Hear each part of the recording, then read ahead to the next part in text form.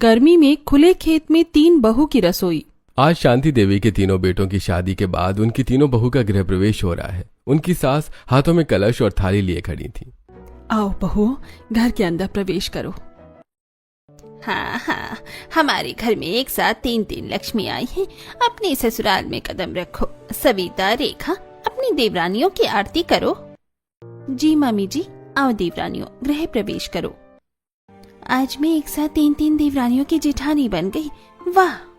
तीनों नई बहू का गृह प्रवेश होता है, लेकिन उसी समय सविता और रेखा अपनी सास कमला जी से फुसफुसा रही होती हैं। मामी जी सुनिए, हमारे घर में रसोई तो एक ही है और चाची जी की एक साथ 3 बहुएं आ गई हैं।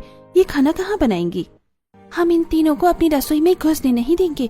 आप खुद इनसे बात कर लीजिए, वरना हम बात करेंगे। अरे अभी अभी आई है बेटी, थोड़ा रुक जाओ, थोड़ा चैन तो ले लो, कल देखेंगे। नहीं मम्मी जी, आप आज ही बात कर लो ना। कल इनकी पहली रसोई हमारी रसोई में नहीं होनी चाहिए। अगर हमारी रसोई में इनकी रसोई हुई तो हम दोनों घर छोड़कर चले जाएंगे। ठीक है, तुम लोग बेकार की चिंता कर रही हो। ये लोग गांव से आई हैं, तीनों की तीनों बहनें हैं और गरीब हैं।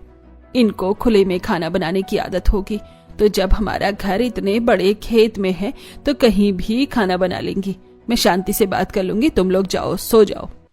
कमला देवी अपनी बहू को समझाकर सोने के लिए भेज देती हैं। शांति देवी की 3 बहुएं भी अपनी अपनी छोटी सी कुठरिया में सोने के लिए चली गई थी।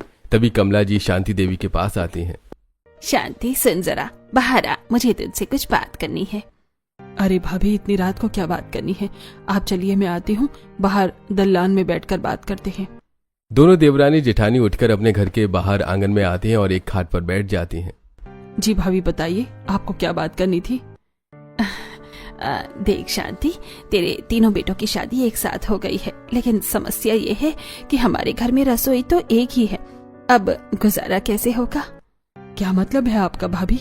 मैं कुछ समझी नहीं।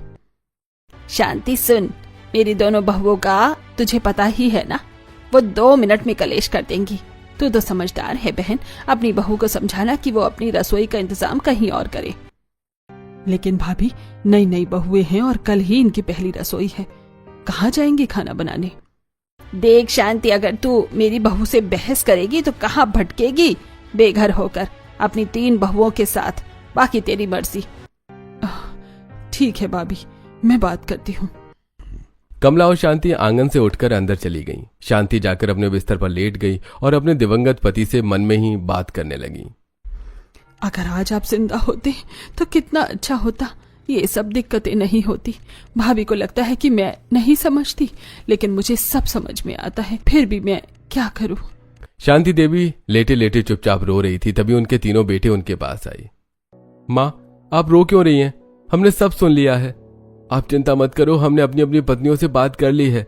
आप सो जाइए, आपकी बहुएं बहुत समझदार हैं। शांति देवी को आश्वासन देकर तीनों बेटे अपनी अपनी पत्नियों के पास चले गए और सारी परिस्थिति समझा दी। अपने पतियों की बात सुनकर तीनों नई बहुओं ने चुपचाप सिर हिला दिया।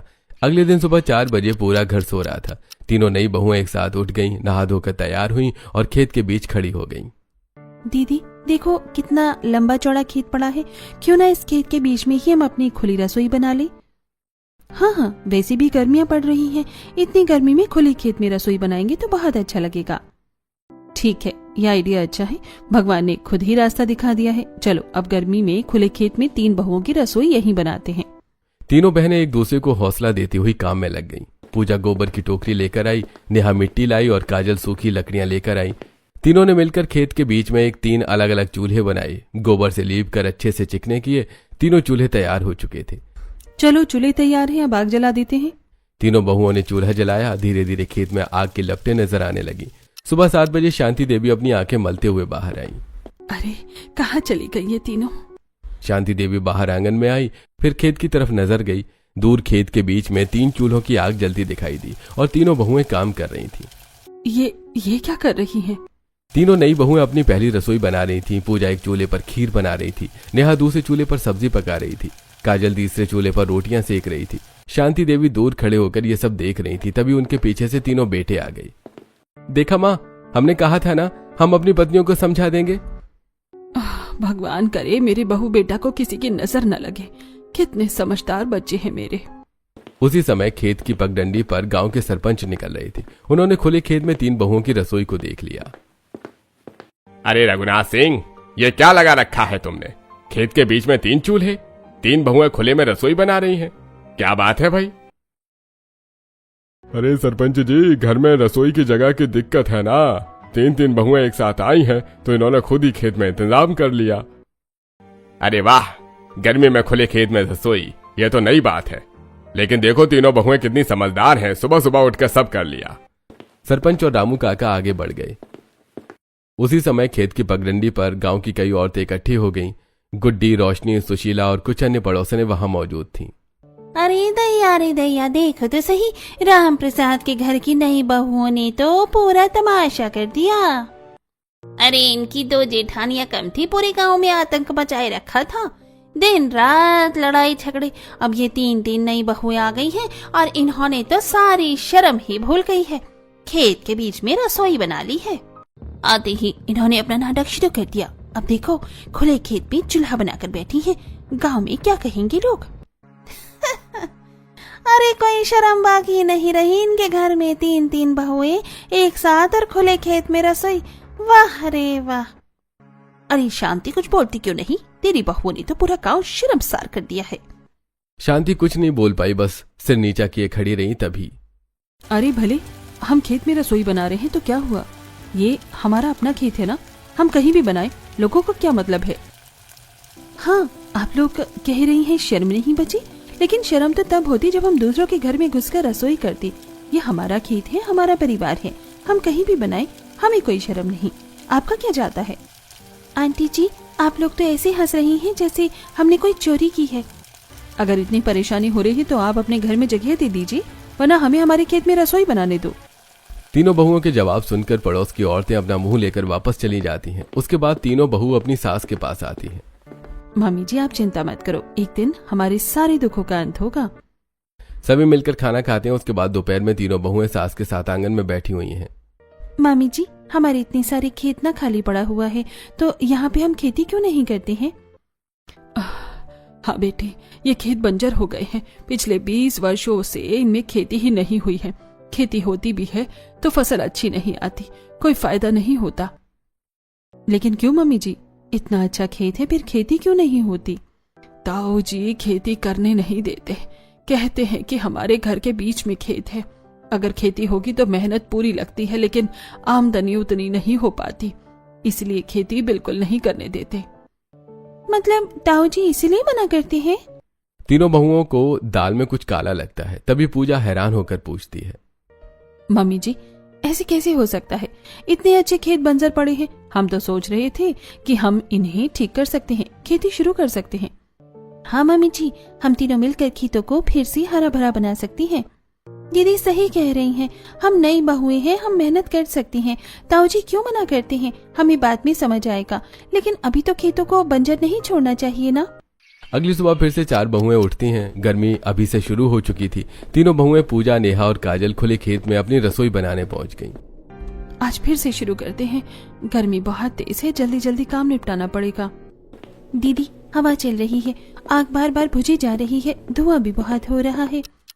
दीदी सूरज निकलते ही इतनी गर्मी हो रही है, रोटी सेकते समय आंखों में धुआं जा रहा है, और देखो चूल्हे के आसपास की मिट्टी गर्म हो गई है, पैर चल रहे हैं। खुले खेत में रसोई बनाने की दिक्कतें साफ दिख रही थी। तेज हवा के कारण धुआं चारों तरफ फैल रहा था। पूजा खीर चढ़ा रही थी, लेकिन हवा से चूल्हे की आग बार बार बिखर रही थी। नेहा सब्जी में नमक डाल रही थी तो धूल उड़कर उसमें गिर गई। काजल रोटियां सेक रही थी तो उसके माथे पर पसीने की बूंदें टपक रही थी और पैरों के नीचे गर्म मिट्टी से जलन हो रही थी। हमारा खेत दूर दूर तक बंजर पड़ा हुआ है। अगर इस खेत में थोड़ी हरियाली होती, यहाँ पर घास भी उगी हुई होती, तो हमें इतनी मुसीबत नहीं होती। हाँ दीदी, पेड़ पौधे की हरियाली और खेती की ठंडक से हमें इतनी गर्मी नहीं झेलनी पड़ती। तो क्यों ना हम लोग इस जमीन को ठीक करने का कोई उपाय ढूंढे। ढूंढने से भगवान भी मिल जाते हैं, फिर हम अपनी बंजर जमीन को हरा भरा क्यों नहीं कर सकते। थोड़ी देर पहले तक मैं भी यही सोच रही थी। चलो हम बूंद बूंद से खड़ा भरने की कोशिश करते हैं। थोड़ी थोड़ी कोशिश करेंगे तो हो सकता है हमारी कोशिश रंग लाए और हमारी जमीन हरी भरी हो जाए। खुले खेत में 3 बहुओं की रसोई में अब खाने के साथ साथ बंजर जमीन को हरा भरा बनाने का विचार भी हो रहा था। सुनो, खेतों को ठीक करने के लिए कुछ घरेलू उपाय हैं। चूल्हे की राख होती है ना, वो बहुत अच्छी खाद बनती है। नीम की पत्तियां, नीम की खली, हल्दी, ये सब मिलाकर हम मिट्टी सुधार सकते हैं। हाँ दीदी, हम चुपचाप रोज चूल्हे की राख खेत में डाल दिया करेंगे। नीम की पत्तियां तोड़ कर लाएंगे, उनका पाउडर बनाकर छिड़केंगे, हल्दी भी डालेंगे, थोड़ी थोड़ी जुताई भी खुद कर लेंगे। दीदी, अपनी सब्जी और फलों के छिलके और गोबर की खाद भी डालेंगे, उससे भी खेत में चारों तरफ डाल देंगे। शुरू में धनिया बो देंगे, फिर देखेंगे क्या होता है। हाँ, सब चुपचाप करेंगे, किसी को कानो कान खबर नहीं होनी चाहिए कि हम बंजर जमीन को हरा भरा बनाने की कोशिश कर रहे हैं। दीदी, अगर हम थोड़ी मेहनत करें तो ये बंजर खेत फिर से हरा भरा हो सकता है और हमें भी खुले में रसोई बनाने में थोड़ी राहत मिलेगी। तीनों बहुएं खाना बनाते बनाते अपने बंजर खेत को हरा भरा बनाने का प्लान बनाने लगी। शाम को खाना बनाते समय पूजा टमाटर काट रही थी। सुनो, ये टमाटर के बीज ऐसे ही फेंकने से अच्छा है ना, इन्हें यहीं मिट्टी में डाल देते हैं। पूजा टमाटर के बीज और छिलके चुपचाप चूल्हे के पास की मिट्टी में दबा देती हैं। देखो, कोई देखे ना, चुपचाप डाल दो। ये धनिया भी डाल देते हैं। नेहा धनिया और डंठल मिट्टी में दबा देती है। और ये मेथी भी डाल देते हैं। तीनों बहुएं खाना बनाते बनाते अलग अलग जगहों पर बीज डालने लगती हैं। कोई चूल्हे के पीछे, कोई क्यारी के किनारे, कोई पानी गिराने वाली जगह पर। थोड़ा थोड़ा करके डालेंगे तो शायद कुछ उग ही जाए। हाँ, बूंद बूंद से खड़ा पड़ता है। इसी बीच चूल्हे की आग तेज हो जाती है और धुआं चारों तरफ फैल जाता है। उफ, ये धुआं तो जान ले लेगा। और ये गर्मी लग रहा है, सूरज सर पर आ गया है। शाम का समय था, गर्म हवा चल रही थी, सूरज ढल रहा था, लेकिन गर्मी अभी भी कम नहीं हुई थी। तीनों बहुएं फिर से खुले खेत में चूल्हा जलाकर खाना बना रही थी। दीदी, हवा से आग बार बार बुझ रही है। हाँ, और धूल भी खाने में जा रही है। कोई बात नहीं, आज भी बना लेंगे। थोड़ी देर बाद खाना तैयार हो जाता है। तीनों बहुएं अपने पतियों को बुलाती हैं। आज तो यही खाना खाएंगे। हाँ भाई, खेत की रसोई, खेत का खाना, मजा आएगा। सभी खेत में जमीन पर बैठकर खाना खाने लगते हैं। हवा चल रही थी, धूल उड़ रही थी, लेकिन सब एक साथ थे। लीजिए गरम रोटी, ये सब्जी लीजिए, और ये खीर भी। तभी आसपास से गुजरते हुए गांव के लोगों ने देखने लगते हैं। अरे बाप रे, पहले खुले में रसोई में खाना बना रही थी, अब यही खाना भी खा रहे हैं। हद कर दी इन्होंने तो, घर होते हुए भी खेत में खाना। अब तो पूरा घर ही खेत में बसा लो। कुछ गांव वाले हंस रहे थे तो कुछ ताने मार रहे थे। अरे भाई, अजीब जमाना आ गया है भाई। तीनों बहुएं सब सुन रही थी, लेकिन इस बार उन्होंने चुप रहना सही समझा। लोग तो कहेंगे ही, हमें अपना काम करना है। हाँ, एक दिन यही लोग तारीफ करेंगे, और देखना ये जमीन भी जवाब देगी, और फिर इन सभी के मुंह बंद हो जाएंगे। कई दिन बीत गई। तीनों बहुएं रोज सुबह 4 बजे उठकर पहले रसोई में खाना बनाती, फिर चुपके चुपके खेत में अपने लगाई बीजों को देखती, लेकिन अभी तक कोई अंकुर नहीं निकला था। नेहा, आज पूरे 7 दिन हो गए हैं, अभी तक कुछ भी नहीं होगा। हाँ दीदी, मैं भी रोज यही देख रही हूँ, ना धनिया निकला ना टमाटर। कहीं हमारी मेहनत बेकार तो नहीं जा रही? शायद ताऊ जी सही कहते थे, ये जमीन कभी हरी नहीं हो सकती। नहीं, हार नहीं मानेंगे, भगवान पर भरोसा रखो, सब सही होगा एक दिन। तभी अचानक काजल की नजर जमीन पर पड़ती है। अरे दीदी, दीदी देखो देखो। क्या हुआ? अंकुर, अंकुर निकल आया। पूजा और नेहा दौड़कर काजल के पास आती हैं। अरे सच में, देखो छोटा सा हरा अंकुर। हे भगवान, हमारी मेहनत रंग लाई। तीनों बहुएं खुशी से एक दूसरे को गले लगा लेती हैं। मैंने कहा था ना दीदी, चमत्कार होगा। ये चमत्कार नहीं, हमारी मेहनत का फल है।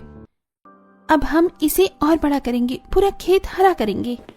उस दिन तीनों बहुएं पानी भरने के लिए कुएं पर जाती हैं और वापस लौटते समय उन्हें थोड़ा देर हो जाती है। तभी रास्ते में ताऊ जी और ताई जी की आवाजें सुनाई देती हैं। अरे कमला, अब ये ठीक नहीं हो रहा है। क्या मतलब? अगर इन बहुओं ने खेत को हरा कर दिया तो हमारा राज खुल जाएगा। हाँ, अगर सबको पता चल गया कि हमने जानबूझकर खेत बंजर रखा तो। ये सब बातें पूजा सुन लेती है। वो चुपचाप पीछे हट जाती है। ये क्या कर रहे थे? घर पहुंचते ही पूजा ने नेहा और काजल को सब बता दिया।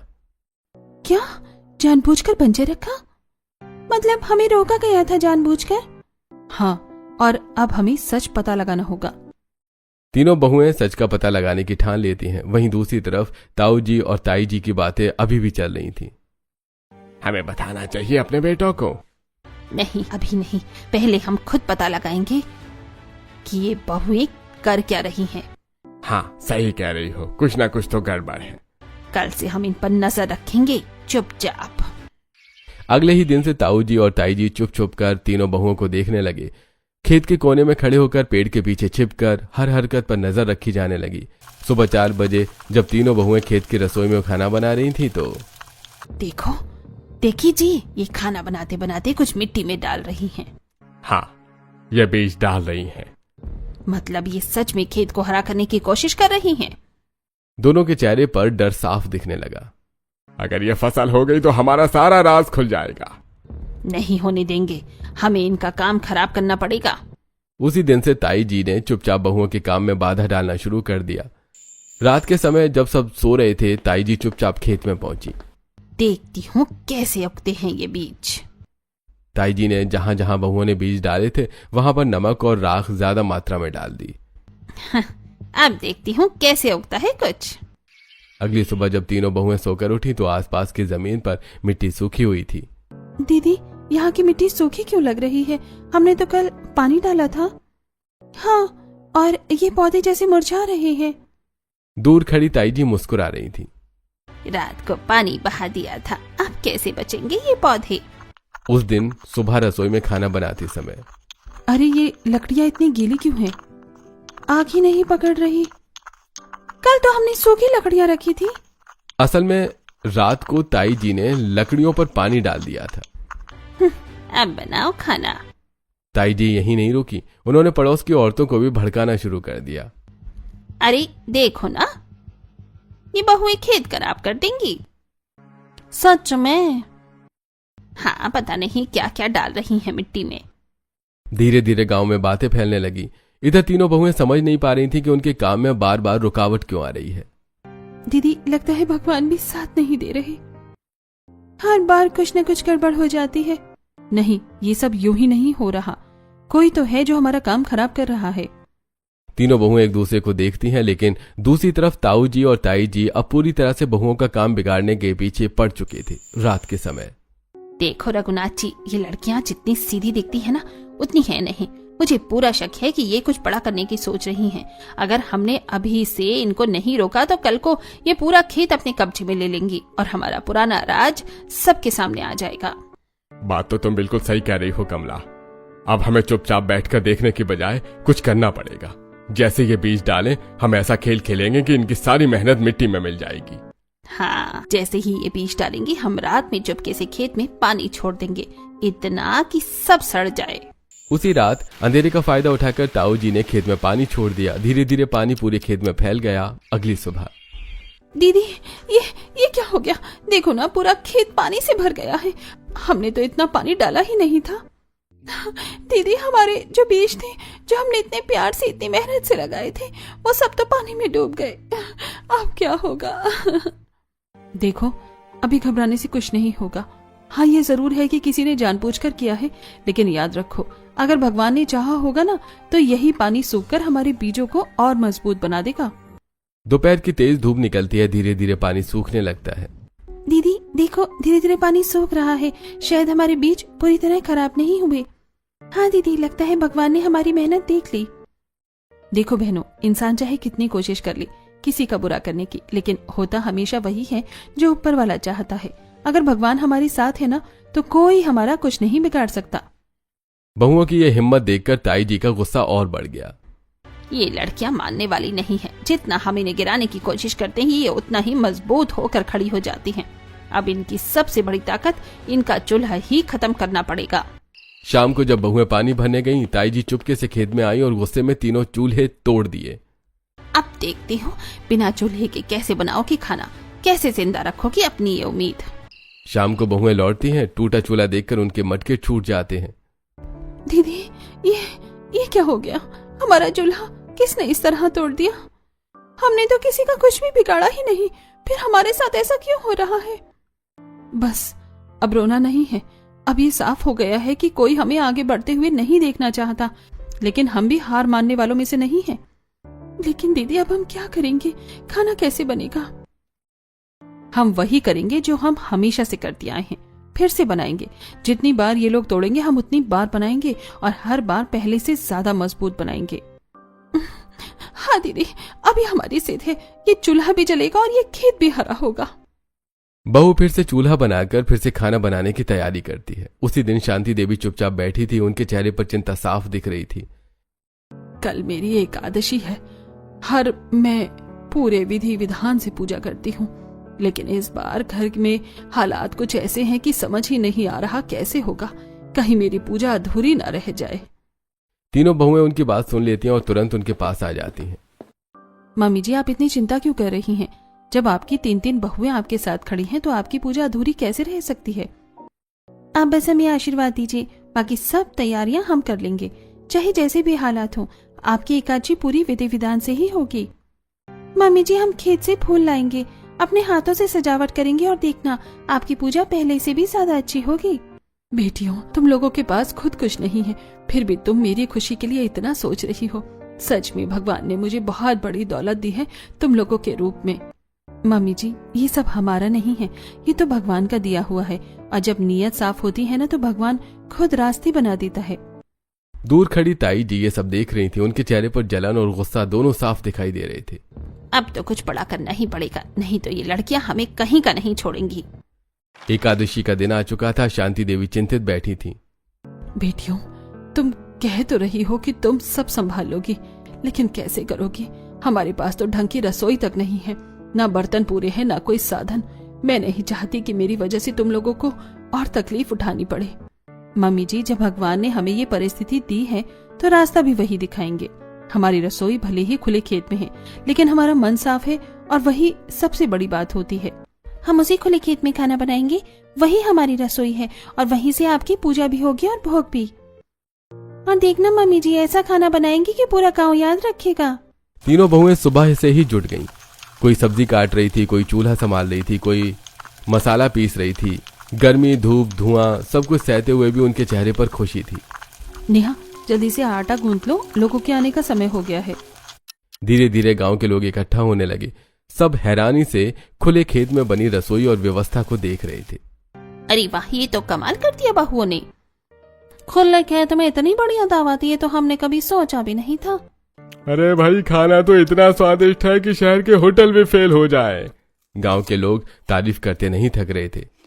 अरे पहले तो हम मजाक बना रहे थे, लेकिन आज मान गए, इन बहुओं ने तो कमाल कर दिया। शांति देवी की आंखों में खुशी के आंसू आ जाते हैं। आज मेरी इज्जत रख ली मेरी बहुओं ने। उसी दौरान लोगों की नजर खेत के कोने पर पड़ती है। अरे देखो, यहाँ तो पौधे उगाए हैं। दीदी देखो, हमारे बीच सच में अंकुर निकल आए। धीरे धीरे पूरा माहौल खुशी से भर जाता है। दूसरी तरफ गांव के कुछ बड़े लोग ताऊ जी के साथ बैठे थे। अरे भाई रघुनाथ, मुझे तो लगता है अब तुम्हारा पत्ता साफ होने वाला है। हाँ, इतने दिनों से तो जो दबदबा बना रखा था ना, अब ज्यादा दिन नहीं चलेगा। तुम लोग क्या कहना चाहते हो? अरे यही कि अब गांव वाले उन बहुओं की तारीफ कर रहे हैं, और अगर सच बाहर आ गया तो तुम्हारी इज्जत और सत्ता दोनों खत्म हो जाएंगी। ताऊ जी के चेहरे पर डर साफ नजर आने लगता है। उसी रात ताऊ जी और ताई जी कमरे में बैठे साजिश रच रहे थे। अब एक ही रास्ता बचा है। कौन सा? शांति को रास्ते से हटाना होगा। ये बात दरवाजे के बाहर खड़ी पूजा सुन लेती है। हे भगवान, ये लोग मम्मी जी को मारने की बात कर रहे हैं। अगले दिन ताई जी रसोई में खीर बना रही थी। आज सब खत्म हो जाएगा। ताई जी चुपके से खीर में कुछ मिला देती हैं। अब देखती हूँ कैसे बचती है शांति।